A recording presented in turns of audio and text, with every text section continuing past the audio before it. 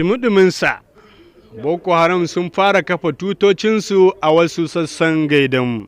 Jama'a assalamu alaikum, barkanmu da sake saduwa a sashenmu na labarai da al'amuran yau da kullum. Idan wannan shine zuwanka na farko wannan tasha tamu mai farin jini sai ka daure ka danna mana subscribe da kuma ƙararrawar sanarwa domin samun sababbin bidiyos ɗinmu. 'Yan Boko Haram sun fara kafa tutocinsu a wasu sassa na yankin ƙaramar hukumar Gaidam. Kwana biyu da kai harinsu garin. Har yanzu dai mayakan ba su bar yankin ba, duk da kuwa cewa bataliyar sojojin yankin na nan a yankin, amma hakan bai sa sun daina abin da suke ba. 'Yan ta'addan sun lalata kayan sadarwa a yankin, wanda hakan ya sa ba damar amfani da kafafen sadarwa.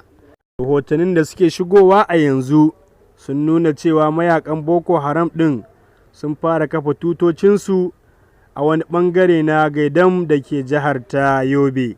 Wannan na zuwa ne bayan kwana biyu da 'yan ta'addan suka kai hari a yankin ƙaramar hukumar ta Gaidam. Na Gaidam shine mahaifar sufeton 'yan sanda, wato Mr. Usman Alkali Baba. Wasu daga cikin mazauna garin sun tabbatar wa Channel TV cewa 'yan ta'addan sun kafa tutocinsu a wasu sassan garin. Hakan kuma sun fara zuwa gida-gida suna kiran mutane su zo su yarda da su zo su amshi aƙidar tasu.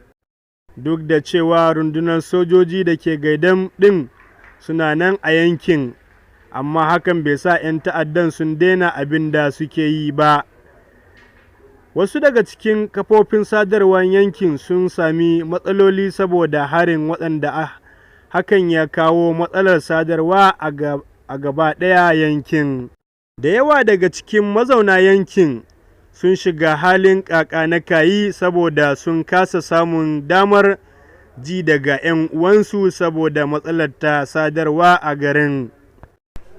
Kafarmu ta Hausa Fly ta tattauna da wani mazaunin garin wanda ya taho a ƙafa har zuwa garin Gashuwa.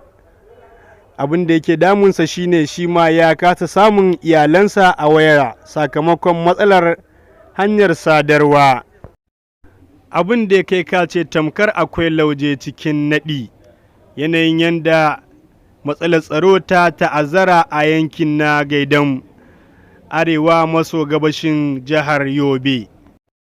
Allah ya kyauta, Allah ya kawo ɗauki, ya kawo ƙarshen rashin zaman lafiya a wannan yankuna da ma ƙasa baki ɗaya.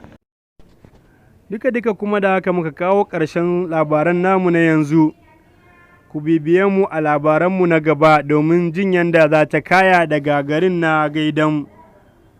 Ni da na shirya na gabatar nake cewa a kasance cikin ƙoshin lafiya. Wassalamu alaikum.